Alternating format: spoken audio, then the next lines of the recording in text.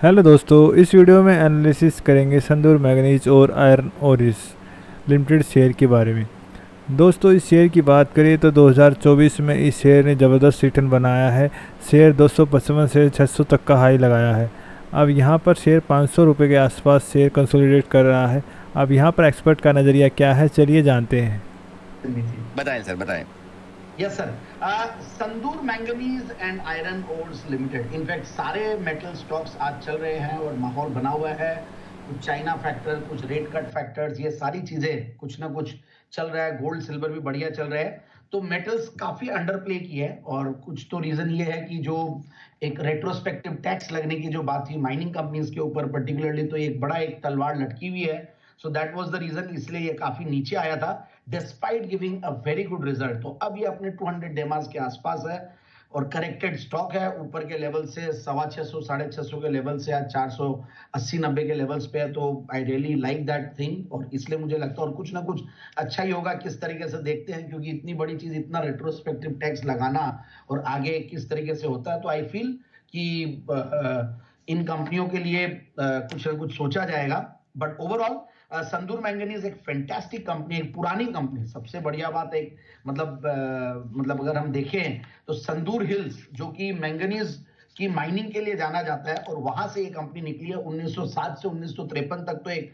Foreign company के under में थी। फिर जो घोरपड़ेज है, वहां की जो रॉयल फैमिली है, उनके अंडर में एक कंपनी है, मिस्टर वाई आर घोरपड़े, उन्होंने ये स्टार्ट किया और अब नेक्स्ट जेन भी इसमें काम कर रहे हैं। तो 1954 से ये काम स्टार्ट हुआ है।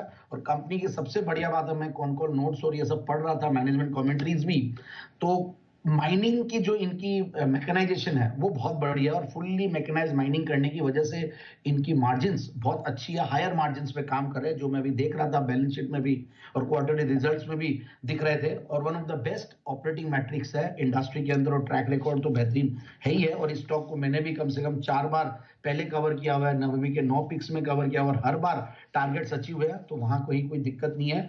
और मैं रेटिंग्स देख रहा था, दे आर वेरी स्ट्रांग। और उससे भी बढ़िया बात है कि इन्होंने कुछ फॉरवर्ड इंटीग्रेशन भी किया हुआ है। इन्होंने एक स्टील कंपनी भी 3000 एंटरप्राइज वैल्यू पे टेक ओवर की हुई है। तो ओवरऑल एक अच्छा मैनेजमेंट, अच्छा मैट्रिक्स, अच्छे फंडामेंटल्स वाली कंपनी। और उससे भी बढ़िया बात है, मैं फंडामेंटल्स पे आता हूं, तो सबसे बढ़िया बात है 15-16% की कैगर रही है सेल्स और प्रॉफिट दोनों में ही। और उससे भी बढ़िया बात है क्वार्टरली रिजल्ट्स। डेट्स को इन्होंने हमेशा रिड्यूस करने की कोशिश की है, तो डेट्स भी नेग्लिजिबल डेट्स है, कोई इंटरेस्ट के ऊपर आउटफ्लो नहीं है।